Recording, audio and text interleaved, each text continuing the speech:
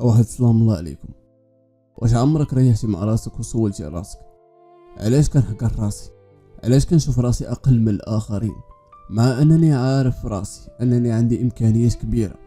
الغريب في الامر ان بنادم ما كيتزادش هو حاكر راسو، كيكون عنده ثقه طبيعيه، كيحلم، كيجرب، كيطيح ويوقف بلا خوف. ولكن مع الوقت كيتبدل من داك الصوت اللي كيبدا يتبنى في الداخل ديالو. ما غاديش تنجح، شوف غيرك حسن منك، انت عادي، ما فيك حتى حاجه مميزه.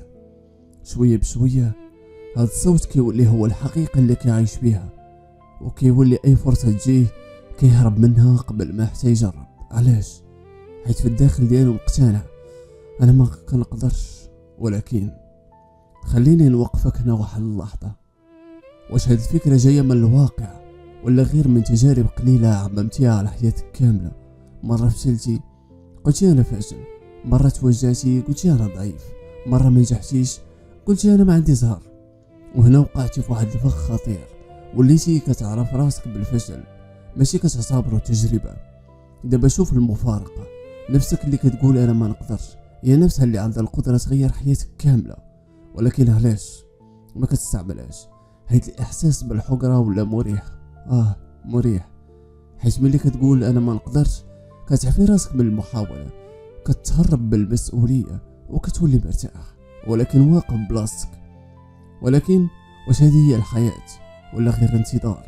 تخيل معايا واحد الحاجه، واحد الانسان عنده كنز مدفون تحت رجليه ولكن مقتنع انه فقير، غادي يبقى طول حياته كيطلب ويشوف الناس كيفاش عايشين، هو ما عارفش ان الحل تحت رجليه كامل الوقت.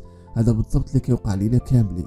عندك طاقه، عندك عقل، عندك وقت، عندك صحه، عندك فرص كتدوز قدامك كل نهار، ولكن حيت النظره ديالك لراسك ضعيفه ما كتشوف حتى حاجه من هاد الشيء، وكتفضل تبقى في الدور ديال انا ماشي بحالهم. ولكن خليني نسولك، شكون قالك اصلا خاصك تكون بحال شي حد؟ كل واحد عنده الطريق ديالو، كل واحد عنده البدايه ديالو وحتى السرعه ديالو.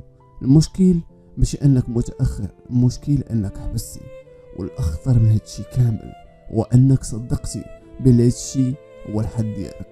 ولكن الحقيقه هاد الحد غير فكره، الا بدلتيها كيتبدل كل شيء. فاش كتفيق نهار وتقرر تحيد داك الصوت السلبي وتجرب حتى الا خفتي وتغلط وتتعلم، غادي تكتشف واحد الحاجه مهمه بزاف، انك ما كنتيش ضعيف، غير ما كنتيش واثق في راسك، وانك ما كنتيش ناقص، غير ما عطيتيش راسك الفرصه تبان.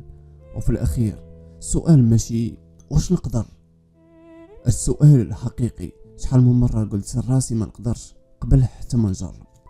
ولكن الاساس هو انك تجرب ودير داكشي اللي تقدر عليه. اكيد واحد النهار غيجي الوقت اللي غادي تنجح فيه.